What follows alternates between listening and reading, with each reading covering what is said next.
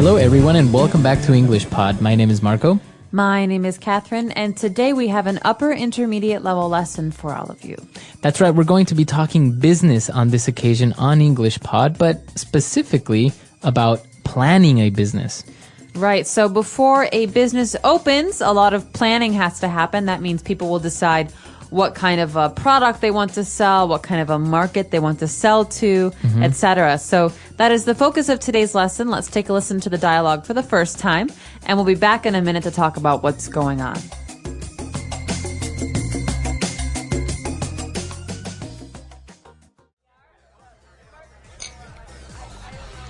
I've had it.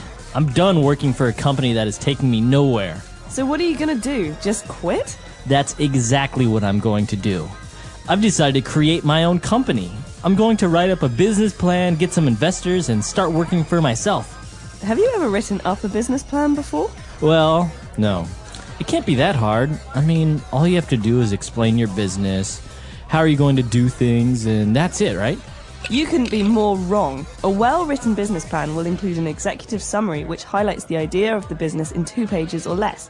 Then you need to describe your company with information such as what type of legal structure it has, history, etc. Well, that seems easy enough. Wait, there's more. Then you need to introduce and describe your goods or services, what they are and how they're different from competitors. Then comes the hard part, a market analysis. You need to investigate and analyze hundreds of variables. You need to take into consideration socio-economic factors from GDP per capita to how many children on average the population has. All this information is useful so that you can move on to your strategy and implementation stage, where you will describe in detail how you will actually execute your idea. Jeez, is that all? Almost. The most important piece of information for your investors will be the financial analysis. Here you will calculate and estimate sales, cash flow, and profits. After all, people will want to know when they will begin to see a return on their investment. I think I'll just stick to my old job and save myself all the hassle of trying to start up a business.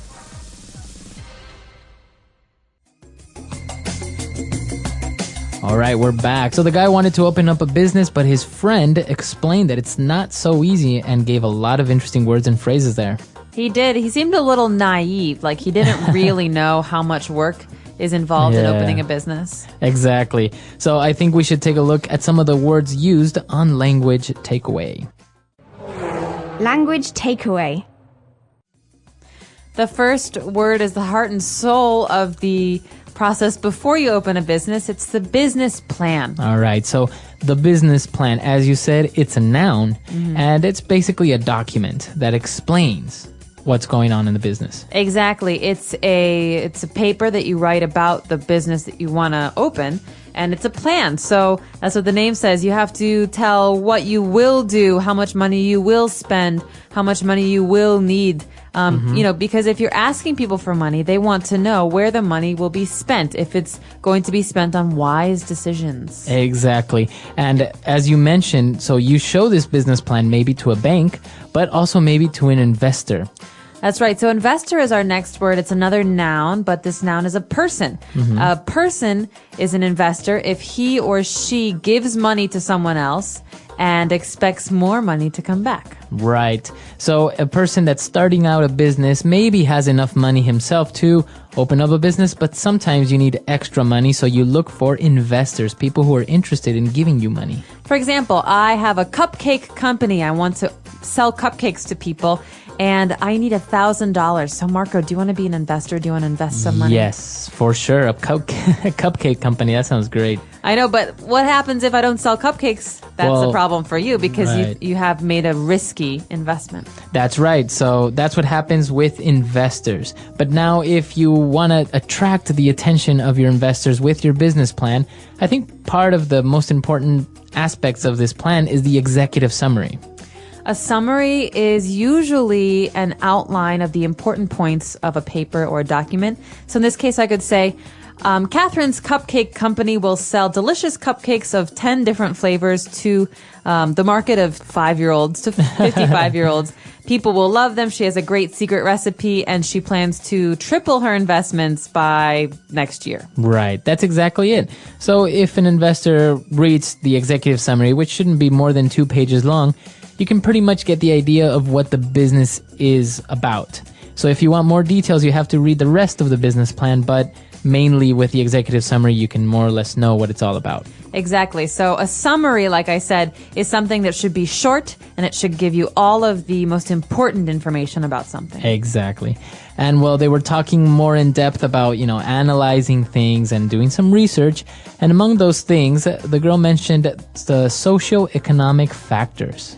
Okay, when I said we're going to sell cupcakes for my company to people between the ages of 5 and 55, we need to analyze, we need to look at their socioeconomic factors. Socio comes from the word social. It means where in society they are. They're upper class, middle class, or lower class. Economic means how much money do they make? Do they make $10,000 a year or $100,000 a year? And so the kind of people we want to sell my cupcakes to will change according to their socioeconomic factors. That's right. So as you mentioned, socio comes from the word social or from society. So you're analyzing these factors from society. And part of these factors is the GDP per capita. So we have two different words there, an acronym, GDP. GDP, gross domestic product. Okay. That might seem confusing because gross means different things at different times. But in this case, domestic means our country. So within a country, all of the products added up together. Right. And gross is basically that. Just all the products added up together without taking into consideration any other things. So the GDP is basically all the goods and services produced in a country within a given time. And what about per capita, though? So per capita comes from Latin. Per means for or each, and capita is a head. So this is per person. Okay. So GDP per capita means how many goods and services are made divided by the number of people in that place. Exactly. So you probably have these indicators in your country or your own language as well. But that's basically it. And the acronym is gross domestic product. And just to explain a little bit, if you see this in Wikipedia or in an encyclopedia, normally a very low GDP per capita is $500 American dollars, and a high one would be 35,000. 35, yeah. And that's usually per year, right? Because that's usually how it's taken into consideration. The time is a year. All right. So those are the words that we have for you on Language Takeaway. Now, why don't we move on to a couple of different phrases on Fluency Builder? Fluency Builder. Okay, so this important first phrase, Marco, has to do with our last first phrase. We had a business plan. So what do? You write up a business plan. Right. And that's a common way of saying to write or to create, to work on a business plan, to write up. Right. So it's something that we say that's very colloquial. It's something that is very spoken. And I can't explain why we say it, but you'll sound very fluent if you say, I'm going to write up a business plan. Or why don't you write up a business plan? Right. So it would be correct to say, I'm going to write a business plan, or I have to write a business plan. But if you use this phrase, I'm going to write up a business plan, it's more fluent, right? It's just more native-like. Exactly. All right. And our next phrase is a return on investment. Okay, so earlier we talked about investors. The money that they invest is called an investment. Okay, these words are all very closely related. And when Marco decided to give money to my cupcake business, he expects the money to come back. And he expects more, actually, to come back than what he put in.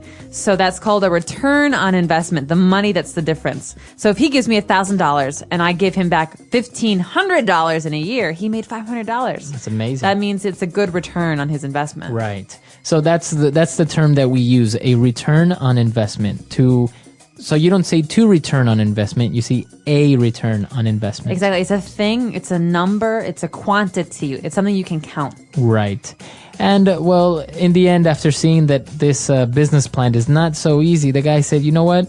I'm not going to quit my job and just save myself the hassle. What's a hassle? The hassle. That's an interesting word.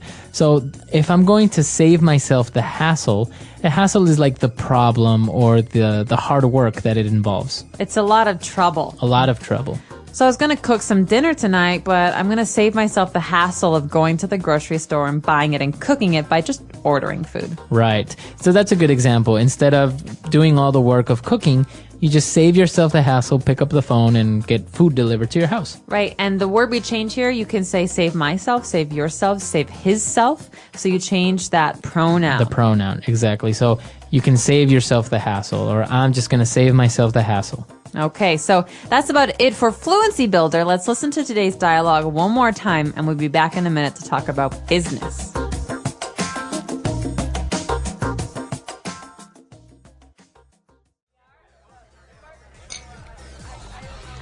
I've had it. I'm done working for a company that is taking me nowhere. So what are you going to do? Just quit? That's exactly what I'm going to do. I've decided to create my own company. I'm going to write up a business plan, get some investors, and start working for myself. Have you ever written up a business plan before? Well, no. It can't be that hard. I mean, all you have to do is explain your business, how are you going to do things, and that's it, right? You couldn't be more wrong. A well-written business plan will include an executive summary which highlights the idea of the business in 2 pages or less. Then you need to describe your company with information such as what type of legal structure it has, history, etc. Well, that seems easy enough. Wait, there's more. Then you need to introduce and describe your goods or services, what they are and how they're different from competitors. Then comes the hard part, a market analysis. You need to investigate and analyze hundreds of variables. You need to take into consideration socio-economic factors from GDP per capita to how many children on average the population has. All this information is useful so that you can move on to your strategy and implementation stage, where you will describe in detail how you will actually execute your idea. Geez, is that all? Almost. The most important piece of information for your investors will be the financial analysis. Here you will calculate and estimate sales, cash flow, and profits.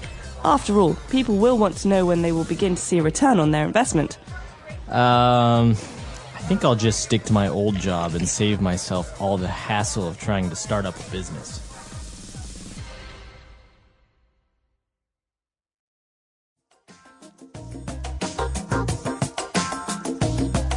So it was pretty interesting that he wanted to quit his job and just, set up a business. But actually, many people say that business plans are unnecessary.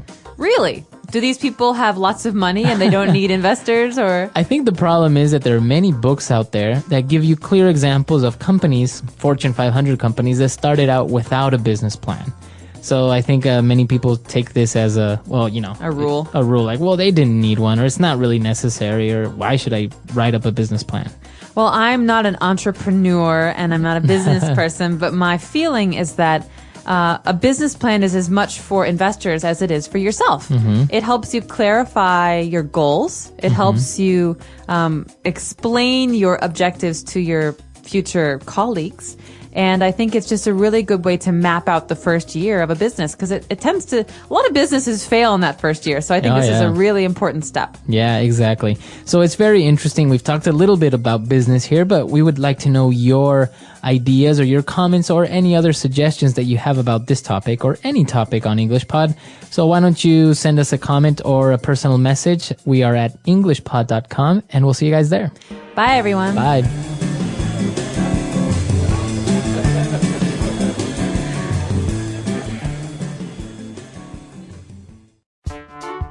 The English Pod Audio Review. Listen to the meaning, then say the vocabulary word. Organization of the business. Legal structure. To put into effect. Carry out. To execute. Report on financial stability and profitability. Financial analysis. Profit made from one's investment. Return on one's investment. A great deal of trouble, difficulty, nuisance. Hassle. Let's try that faster. Profit made from one's investment. Return on one's investment. To put into effect. Carry out. To execute. Report on financial stability and profitability. Financial analysis. A great deal of trouble, difficulty, nuisance. Hassle. Organization of the business. Legal structure. Now say the word and hear it in a sentence. Legal structure.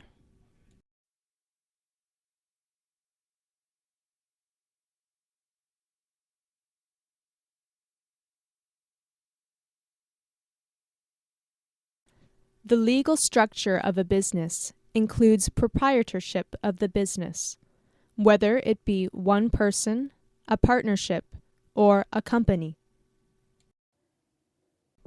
Legal structure.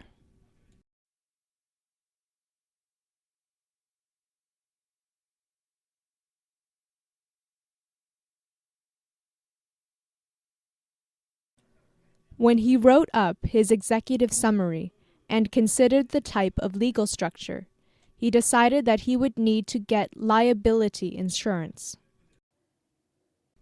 Legal structure.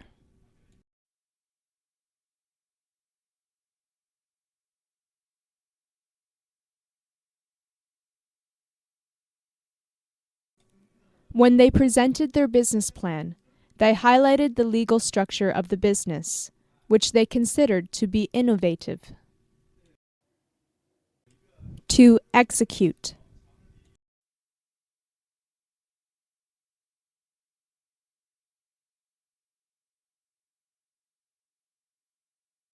Having looked over the business plan one more time, the partners agreed that it was time to execute their plan.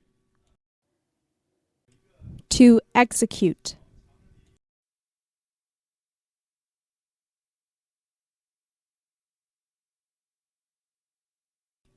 The execution of the new marketing technique would begin in the new year. To execute.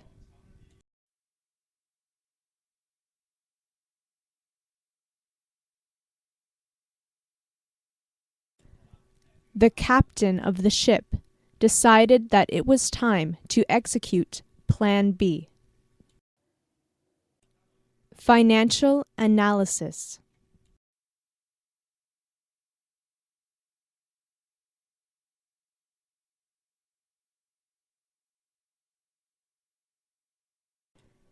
A financial analysis is not only performed when a business is starting up, but also throughout the lifetime of the business.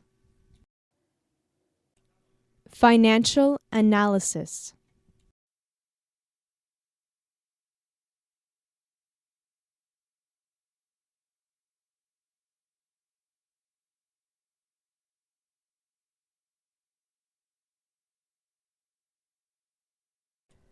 The management of a business will consult the financial analysis to make sure the business is making profits and all the finances are in place, as well as deciding where to spend money to improve the business. Financial analysis.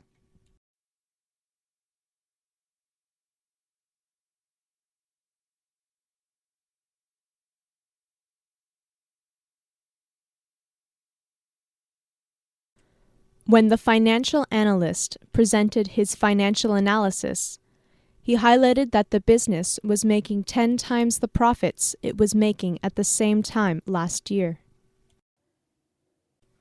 Return on one's investment.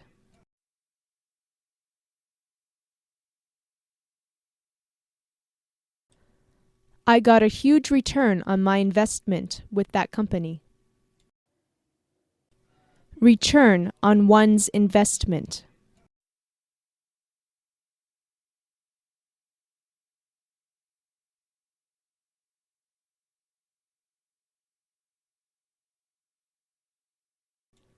In my experience, investors are fickle and change loyalties very quickly, depending on how often and how much return is made on their investment. Return on one's investment.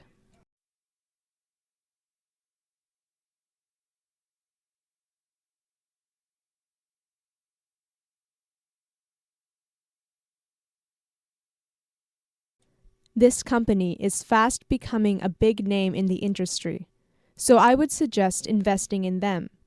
It is pretty much guaranteed you will get a good return on your investment. Hassle.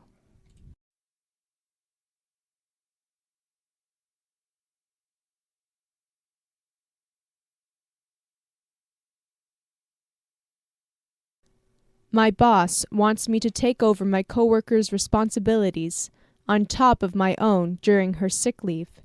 It is going to be such a hassle. Hassle.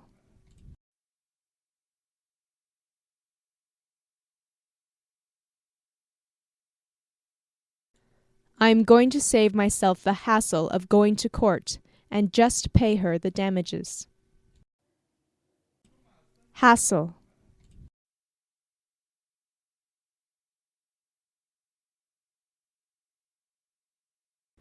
I hope taking care of my dogs while I'm away won't be too much of a hassle for you.